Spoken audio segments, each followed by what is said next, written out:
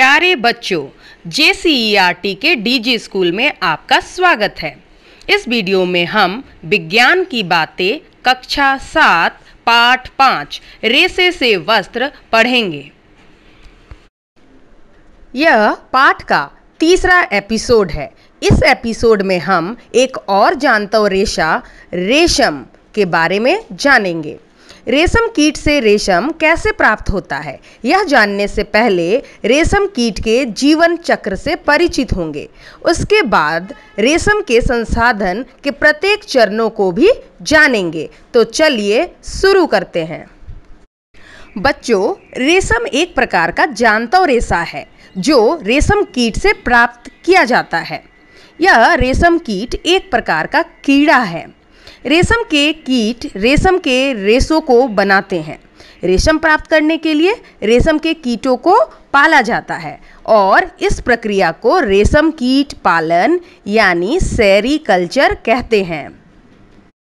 रेशम कीटों से रेशम कैसे प्राप्त किया जाता है, यह जानने से पहले हम जानेंगे रेशम कीट के जीवन चक्र को। सबसे पहले मादा रेशम कीट अंडे देती हैं। अंडों से लार्वा निकलते हैं। इन्हें कैटरपिलर या सुंडी भी कहते हैं। ये सुंडी शहतूत के हरे हरे पत्तों को लगातार दिन रात खाकर अपने आकार में वृद्धि करते हैं।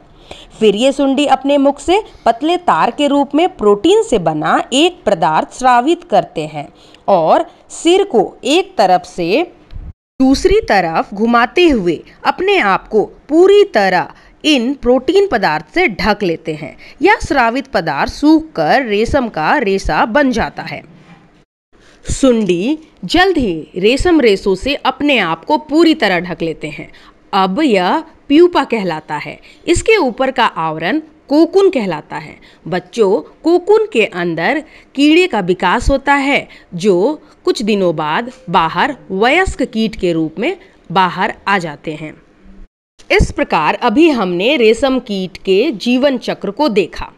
बच्चों, रेशम का रेशा स्टील के तार जितना मजबूत होता है। रेशमी तंतुओं से रेशमी धागे प्राप्त किए जाते हैं और रेशमी धागों का उपयोग रेशम के वस्त्र को बुनने में किया जाता है। बच्चों, रेशम कीट अनेक प्रकार के होते हैं और वे एक दूसरे से काफ़ी अलग दिखाई पड़ते हैं। इसलिए उनके द्वारा उत्पन्न रेशम धागों की बनावट जैसे मोटाई, चिकनाहट आदि भी अलग अलग होती है। इस प्रकार आप तसर सिल्क, मूंगा सिल्क, कोसा सिल्क, एरी सिल्क आदि विभिन्न प्रकार के रेशम के धागे देखते होंगे। सबसे सामान्य रेशम कीट शहतूत रेशम कीट है। इस कीट के कोकून से प्राप्त होने वाले रेशम के जो फाइबर्स हैं वह कोमल, चमकदार, लचीले होते हैं और इन्हें सुंदर सुंदर रंगों में रंगा जा सकता है। चलिए अब आपके लिए एक क्रियाकलाप है। बच्चों, जैसा कि आप चित्र में देख पा रहे हैं, रेशम कीट के जीवन चक्र का जो क्रम है वह मैंने बदल दिया है। आपको क्या करना है, रेशम कीट के जीवन चक्र के सभी अवस्थाओं को सही क्रम में लगाने का प्रयास करना है। अब हम पाठ में आगे बढ़ते हैं। रेशम कीटों से रेशम प्राप्त करना। बच्चों, रेशम कीटों से रेशम प्राप्त करना एक पेशा है और हमारे देश में व्यापारिक पैमाने पर अत्यधिक मात्रा में रेशम का उत्पादन होता है।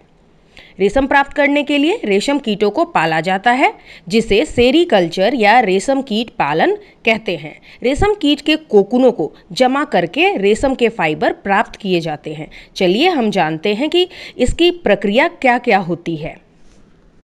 रेशम कीट पालन। बच्चों, एक मादा रेशम कीट एक बार में सैकड़ों अंडे देती है। अंडों को सावधानी पूर्वक कपड़ों की पट्टियों या बांस के ट्रे में एकत्र करके रेशम कीट पालकों को बेच दिया जाता है। अब रेशम कीट पालक अंडे के बॉक्स को अंडा सेने की मशीन में रखते हैं।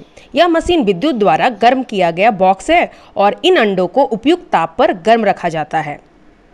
कुछ दिनों बाद इन अंडों से लार्वा बाहर निकलती हैं। तब इन्हें रेशम या शहतूत वृक्ष की ताजी पत्तियों पर पहुंचा दिया जाता है।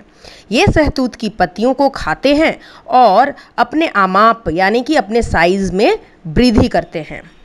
इसके बाद लार्वा को शहतूत की ताजी कटी पत्तियों के साथ बांस के स्वच्छ ट्रे में रखा जाता है। 25 से 30 दिनों बाद लार्वा खाना खाना बंद कर देता है। अब इसे पुआल या छोटी झाड़ियों पर रख दिया जाता है, जिस पर वह अपना कोकून बना सकते हैं। जैसा कि आपको पता है, ये लार्वा अपने मुख से पतले तार के रूप में प्रोटीन से बना एक पदार्थ स्रावित करता है।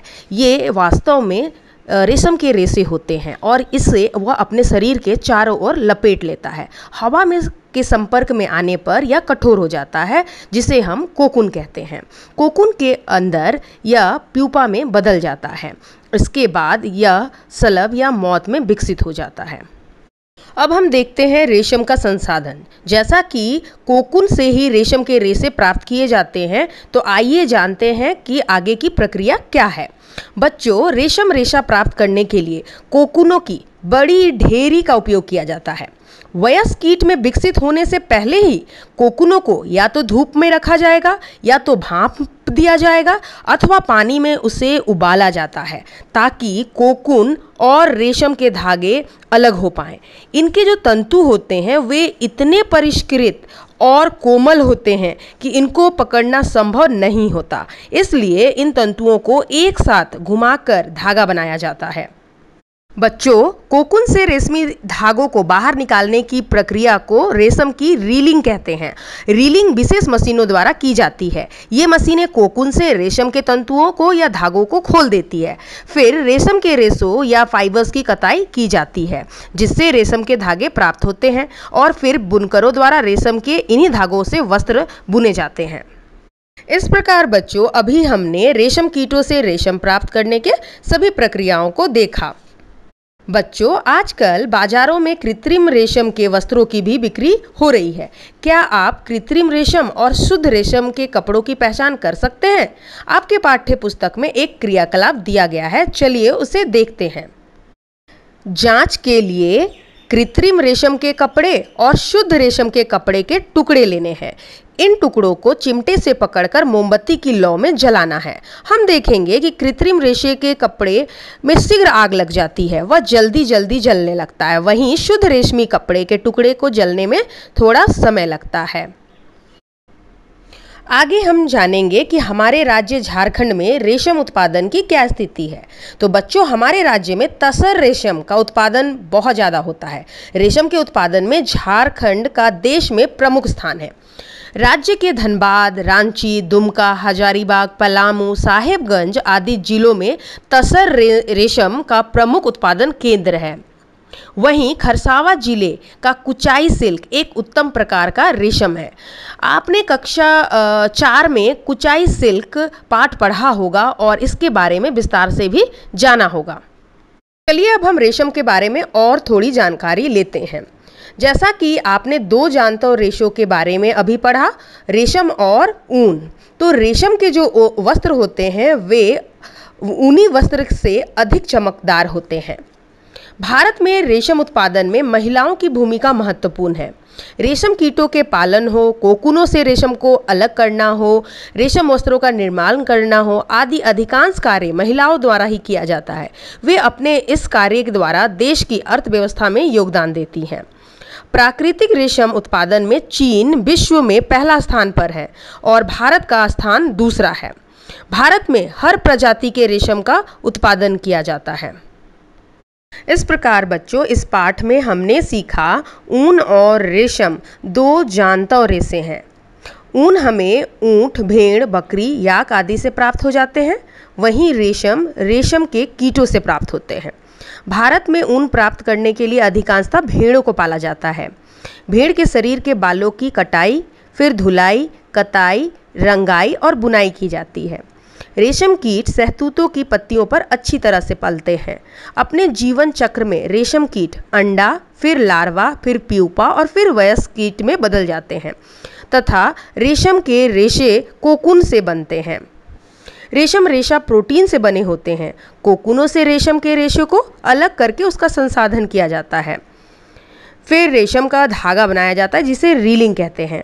बुनकर रेशम के धागों से रेशम के वस्त्र बुनते हैं। तो आशा है बच्चों, आपको यह पाठ समझ में आ गया होगा। एक बार आप इस पाठ का स्व अध्ययन जरूर करें। धन्यवाद।